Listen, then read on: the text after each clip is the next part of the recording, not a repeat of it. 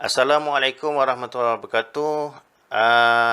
Hari ini kita akan belajar mata pelajaran pendidikan Islam tingkatan 1.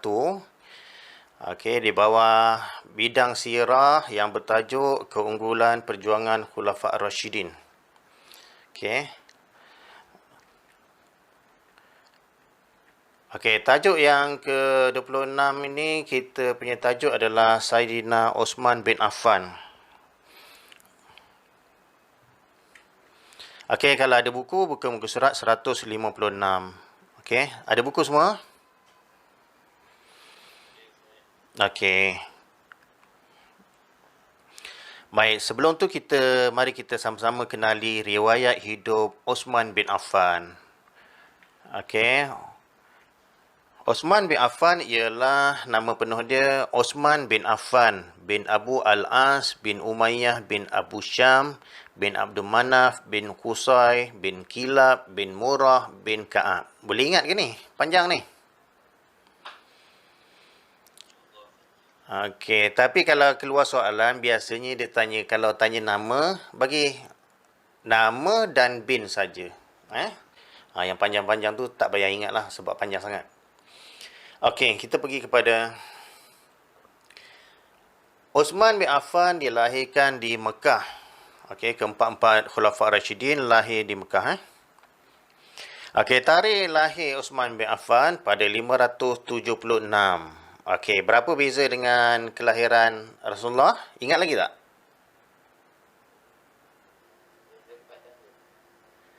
Beza dia, Rasulullah lahir pada tahun 570. Jadi beza berapa tahun? 6 tahun. Jadi beza dia 6 tahun. Siapa yang lebih tua? Rasulullah ke Osman? Okey, Rasulullah yang lebih tua. Okey, sekarang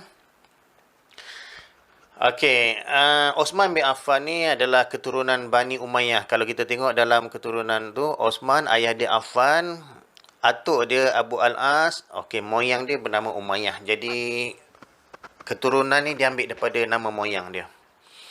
Okey. Nama ibu dia Arwah binti Quraisy. Okey. Okey, Osman bin Affan ni dia cerita dia, kalau kita belajar sirah yang ada dalam buku teks saja, dia agak kita kurang menghayati tentang sejarah Islam. Jadi kita kena melalui pengajaran ni ustaz cuba tambah cerita-cerita Osman. Okey. Macam mana Osman bin Affan memeluk Islam? Okey, pertama sekali Osman bin Affan sebelum dia Islam, dia bersama-sama dengan kawan-kawan dia pergi rombongan perdagangan ke Syam. Dia nak berniaga. Dalam perjalanan pulang daripada Syam, dia telah berhenti dekat satu padang pasir. Dia tidur di situ. Pada waktu malam tu, rombongan perdagangan ni terdengar satu suara sampai terkejut daripada tidur. Okey. Suara tu kata, "Wahai orang yang tidur, bangunlah, kini Ahmad telah muncul." Okey. Di Mekah. Dia bagi tahu. Jadi orang rombongan ni tertanya-tanya, siapa dia Ahmad? Okey. Kemudian bila balik saja, dia Osman bin Affan dan beberapa orang yang lain, dia masing-masing pergi jumpa rahib lah. Rahib ni bermaksud orang yang alim dalam agama. Jadi dia berjumpa dengan orang yang alim dalam ajaran Kristian waktu tu. Okey. Jadi dia bertanya tentang siapakah yang dimaksudkan dengan Ahmad. Sebenarnya orang Kristian dan orang Yahudi dalam kitab dia dah tertulis dah akan datang selepas Nabi Isa akan dilahirkan Nabi yang terakhir, namanya Ahmad. Okey. Jadi dia telah tanya dekat rahib. Rahib pun bagi tahu, oh, Ahmad ni yang dimaksudkan tu adalah cucu kepada Abdul Muttalib dan anak kepada Abdullah. Jadi Osman pun teringat, ada seorang lelaki dia cucu kepada Abdul Muttalib dan anak kepada Abdullah. Okey. Dia teringat nama dia Muhammad. orang dia baik. Okey. Jadi ketika dekat Mekah, Osman ada diberitahu oleh makcik dia.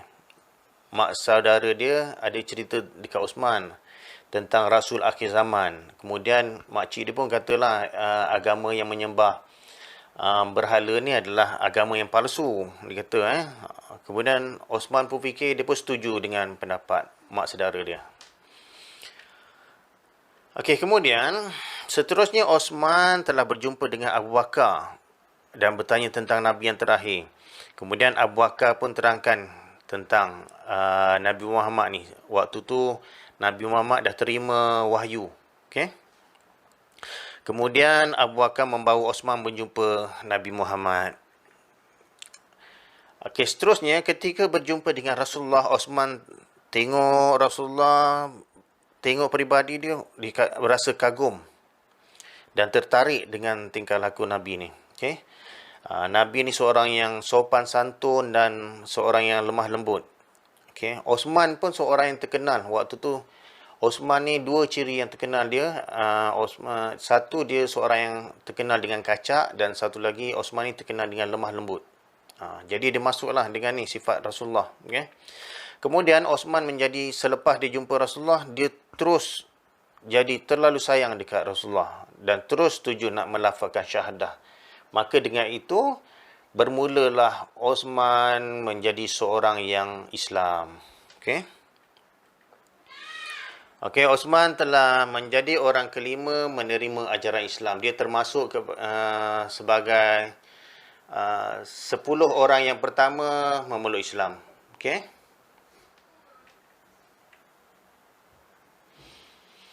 Baik. Seterusnya, gelaran Osman. Gelaran Osman ialah Zu Nurain, yang bermaksud yang memiliki dua cahaya. Maksud cahaya ni maksudnya bukanlah cahaya lampu, tapi bermaksud dua cahaya mata. Cahaya mata bermaksud anak. Jadi dia dapat gelaran ni kerana dia berkahwin dengan dua orang puteri Rasulullah, iaitu Ruqayyah dan Ummu Kulsum. Tapi dia bukan kahwin serentak. Okey. Okey, ketika seruan untuk perang Badar, satu hari waktu nak perang Badar, perang yang pertama dalam Islam, Rasulullah bagi seruan, panggil siapa yang nak pergi perang ni. Okey. Maka orang Islam wajib menyertai perang Badar. Waktu tu Osman nak menyertai perang Badar. Walau bagaimanapun, okey, walau bagaimanapun Rasulullah telah menyuruh Osman duduk di rumah. Pada waktu tu Ruqayyah, isteri Osman, okey, isteri Osman sedang mengalami sakit. Okey, dia demam. Okey, kemudian Osman waktu dia Ruqayyah tu demam, akhir sekali Ruqayyah dia jatuh, dia mati kerana sakit demam tu. Jadi Osman ni terlalu sedih dengan kematian Ruqayyah. Okey. Melihat keadaan Osman yang terlalu sedih, Rasulullah telah menjodohkan Osman dengan seorang lagi anak Rasulullah bernama Ummu Kulsum. Okey. Siapa tu Ruqayyah tu? Dia orang yang Ruqayyah ni dia punya mirip rupa dia. Sahabat-sahabat bagi tahu mukanya hampir dengan Rasulullah. Okey, Rasulullah ni seorang yang handsome, anak dia pun cantik. Yang itulah yang menjadikan Osman ni jatuh hati kepada anak Rasulullah. Okey. Okey, sejak itu Osman digelar sebagai Zu Nurain. Okey, Zu bermaksud yang mempunyai. Nur bermaksud cahaya. Nurain ada tambah ain tu bermaksud dua. Jadi yang mempunyai dua cahaya, iaitu cahaya mata Rasulullah. Jadi lepas dikahwin dengan Ruqayyah mati, barulah dikahwin dengan Ummu Kulsum. Okey. Kewafatan Osman bin Affan. Baik, Osman bin Affan wafat pada tahun 35 Hijrah. Ketika itu umur dia berumur 80 tahun. Dia mati kerana dibunuh oleh pemberontak. Okey. Kemudian Osman dimakamkan di perkuburan Al-Baqi. Jadi kalau kita faham perkembangan daripada Abu Bakar waktu tu dia menghadapi golongan yang uh, apa tu golongan ajaran sesat. Dia tak nak bayar zakat, nabi palsu dan murtad. Kemudian zaman Umar, waktu zaman Abu Bakar tu Abu Bakar telah serang semua golongan ni. Siapa yang bertobat, Abu Bakar terima. Tapi Abu Bakar tak terima mereka ni sebagai tentera. Okay? Pada zaman Umar, sebabkan ramai tentera Islam mati, banyak berlaku kematian, Umar terima golongan yang bertaubat tu sebagai tentera. Pada zaman Osman, golongan yang diterima sebagai tentera ni dia memberontak balik. Okey, mari kita tengok macam mana Osman dibunuh. Osman dibunuh adalah sebahagian pembunuh dia adalah sebahagian tentera Islam sebenarnya. Tentera Islam ini telah dihasut oleh Abdullah bin Sabah. Satu nama. Okey. Abdullah bin Sabah ni asalnya dia adalah seorang Yahudi dari Yaman, tapi dia pura-pura masuk Islam. Jadi orang yang pura-pura masuk Islam ni sebenarnya kita panggil orang yang munafik. Okey. Dia pura-pura masuk Islam tapi dia pura-pura jadi orang yang alim. Tapi dia punya aktiviti dia atur strategik macam mana nak lawan Islam. Dia banyak kali timbulkan isu, kenapa Abu Bakar dilantik jadi khalifah? Kenapa Umar jadi khalifah? Orang yang layak adalah orang lain sebenarnya. Yang tu dia bangkitkan isu dia. Okey, pemberontak yang terlibat adalah daripada 3 wilayah, maksudnya 3 negara. Okey. Pertama negara Mesir, kedua Kufah, ketiga Basrah. Kufah dan Basrah ni sekarang dia adalah daripada Iraq. Sekarang ni negara Iraq ada. Kufah dan Basrah ni terletak di Iraq. Okey. Okey, yang ni peta dia. Okey, Madinah berada di Arab Saudi.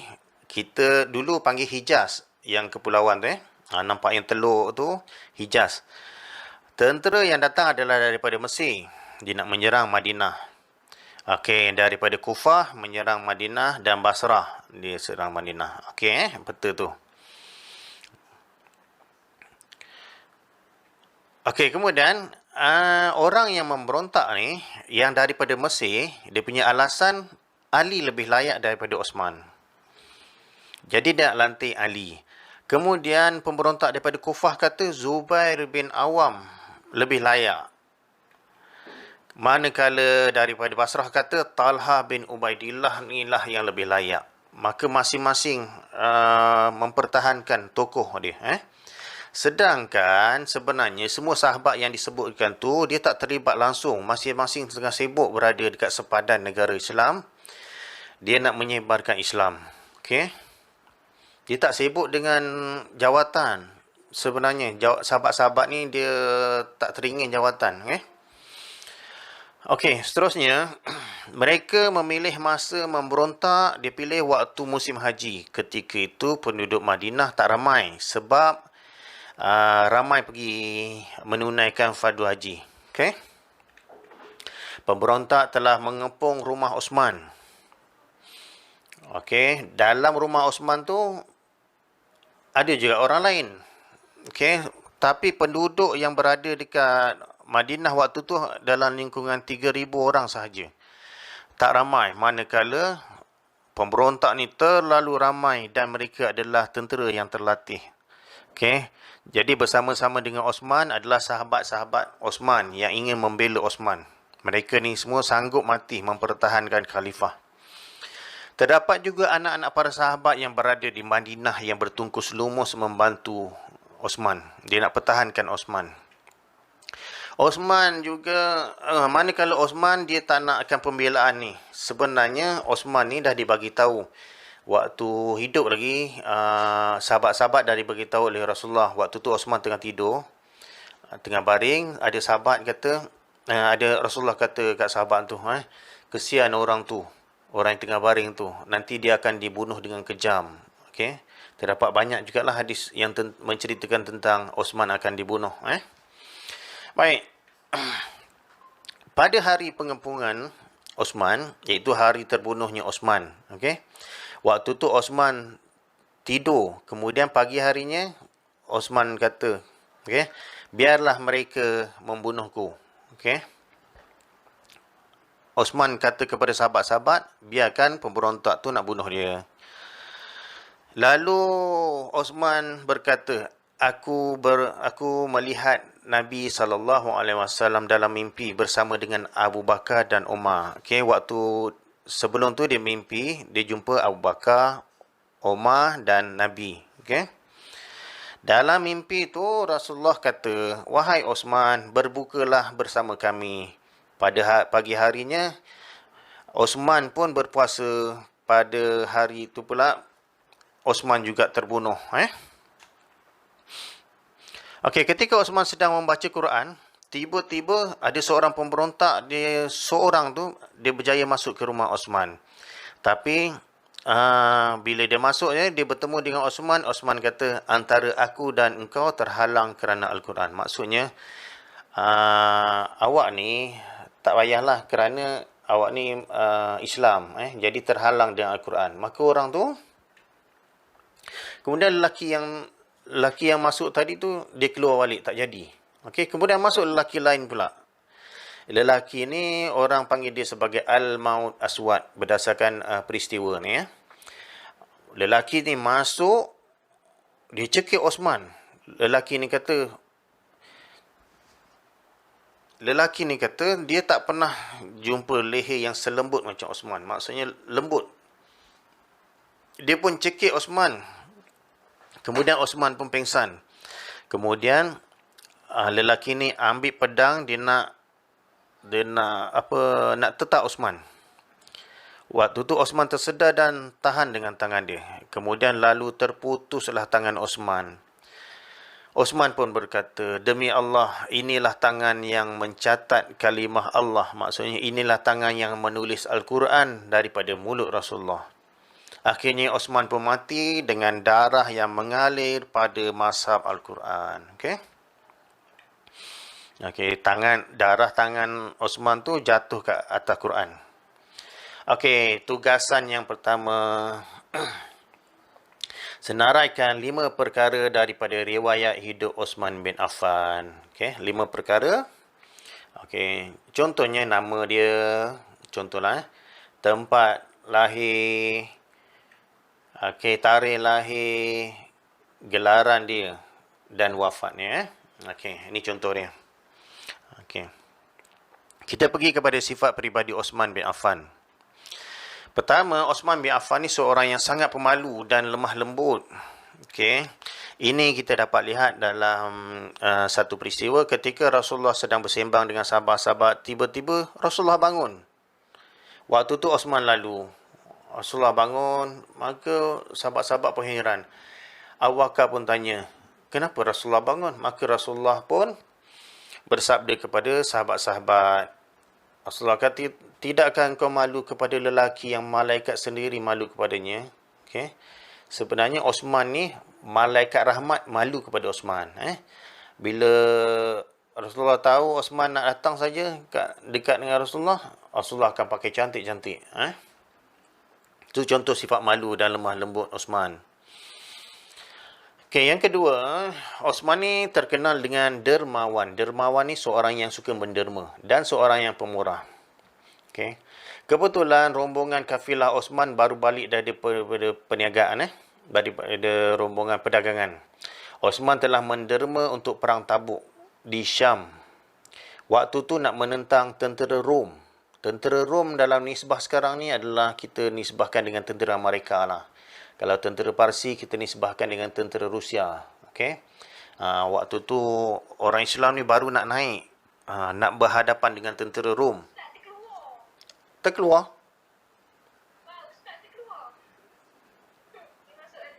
Okay. Baik. Osman telah menderma untuk perang Tabuk. Okay, Osman telah menderma 1000 ekor binatang tunggangan, sama ada unta ataupun kuda. Okey, kemudian Osman telah menderma kelengkapan perang untuk 10,000 orang. Itu pedang, baju besi, Osman saja. Kemudian Osman bagi 10,000 dinar untuk kos perang. Banyak ni Osman bagi derma. Ni gambaran bagi tentera Tabuk. Luas tak nampak orangnya. Okey. Kemudian Osman telah menderma 1,000 ekor unta dengan muatan unta dengan ada muatan dia. Unta bawa barang. Okey, dia bagi kepada siapa? Dia bagi kepada orang Islam yang susah. Okey. Ni unta bawa barang. Kemudian satu lagi, Osman terkenal dengan peristiwa Osman membeli perigi Raumah daripada seorang Yahudi. Okey, seperti yang kita tahu, dekat negara Arab ni, dia negara padang pasir. Air itu mahal bagi dia. Jadi, waktu tu, ada seorang Yahudi, dia ada perigi. Perigi itu nama Raumah. Jadi, dia jual air perigi itu dengan harga yang mahal. Jadi, Rasulullah pun bagi tahu kepada sahabat-sahabat, sesiapa antara kamu yang membeli telaga Raumah lalu dijadikan sebagai wakaf bagi keperluan orang Islam serta dia membina telaga tersebut, menimba telaga tersebut, maka orang yang berbuat demikian itu Allah akan sediakan tempat minuman baginya dekat syurga. Sahabat-sahabat bila dengar saja dapat ganjaran di syurga, maka sahabat-sahabat berebut nak beli telaga Raumah ni, sahabat-sahabat yang kaya ni.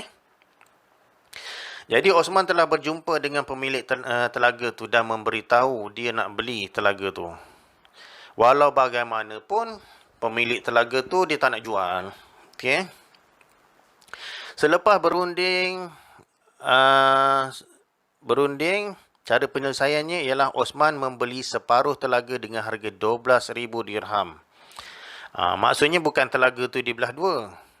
Jadi pembelian separuh tu bermaksud orang Yahudi tu akan menggunakan untuk sehari, Osman menggunakan pada hari besoknya. Begitulah bergila-gila sampai bila-bila. Okey. Pada hari giliran Osman telah membenarkan orang Islam menggunakan secara percuma. Siapa nak ambil air, ambil lah waktu tu. Okey. Ambil banyak-banyak, buat simpanan lagi. Ini menyebabkan orang Yahudi tersebut rugi kerana tak ada siapa nak beli air pada hari giliran dia. Kemudian, orang Yahudi tu bila dah rugi, dia pun jumpa Osman, dia menawarkan kepada Osman nak tak beli telaga tu separuh lagi dengan harga 8,000 dirham. Dengan itu telaga Raumah telah dibeli oleh Osman dan Osman telah mewakafkan kepada umat Islam dan telaga Raumah ni merupakan amanah wakaf yang pertama dalam Islam. Okey. Kesan daripada ni wakaf ni, Osman sampai sekarang dia punya harta dia berlambak-lambak. Harta dia dekat sana, dekat Mekah. Dia masih lagi ada harta dan terlalu banyak harta dia. Ini adalah kesan daripada kita wakaf, kita sedekah, Allah menjanjikan kekayaan kepada siapa yang menafkahkan. Seterusnya, sifat Osman ialah dia suka bantu orang yang berada dalam kesusahan, khususnya kepada kaum keluarga dan saudara yang terdekat. Dia suka tolong orang yang susah, miskin. Soalan seterusnya, tugasan yang kedua. Senaraikan dua sifat peribadi Osman bin Affan. Pilihlah dua. Yang paling terkenal sekali, dia terkenal dengan sifat yang lemah lembut. Lagi satu, dia seorang yang suka menderma. Baik, kita pergi kepada sumbangan Osman bin Affan. Dari segi sosial, Osman telah berusaha meningkatkan pendapatan rakyat dan menyediakan banyak pekerjaan. Jadi bila ada kerja, adalah gaji. Asalnya tak banyak sangat pekerjaan yang disediakan. Jadi Osman telah buka banyak jabatan dan disediakan banyak pekerjaan. Dari segi politik, Osman telah memperkenalkan sistem protokol dalam pentadbiran. Maksudnya dalam pentadbiran dia kena ada satu sistem. Maksudnya sistem yang tersusun. Tak boleh main redahnya. Dari segi politik lagi, yang kedua, mengukuhkan peranan Baitul Mal untuk membiayai pembangunan negara. Ini dulu Baitul Mal macam ni bentuk ni. Dekat atas tu tempat simpan harta. Okey. Dari segi ketenteraan, zaman Osman ni adalah dia memperkenalkan satu angkatan tentera laut. Sebelum tu tak ada tentera laut. Kerana apabila sampai dekat Osman, tentera Mesir nak menyeberang laut untuk pergi ke negara Portugal. Waktu tu. Okay. Maka dibina kapal tentera laut tu. Okay. Dia pergi, waktu tu Tariq bin Ziyad nama panglima dia. Sampai dekat sana, Tariq bin Ziyad telah arahkan bakar kapal tu. Dah bina kapal tu bakar pula. Tariq bin Ziyad pun kata, bagi ucapan khutbah. Wahai tentera Islam, di depan kamu ada tentera. Di belakang kamu ada laut. Kalau kamu terus ke depan, kamu mati. Kalau kamu mengundur ke belakang pun, kamu mati. Teruskan ke depan untuk lawan tentera, maka hidup kamu akan mulia. Itu yang pertama, dia bina tentera laut. Ada kapal lah maksudnya, ada kapal. Tentera yang menggunakan kapal. Okey, tugas dia adalah untuk membasmi pemberontakan dan digunakan untuk menyebarkan Islam, penaklukan. Ini gambaran je lah kapal. Baik, dari segi agama, sumbangan kepada agama Islam, Osman telah membentuk jawatan kuasa untuk menyalin semula Al-Quran.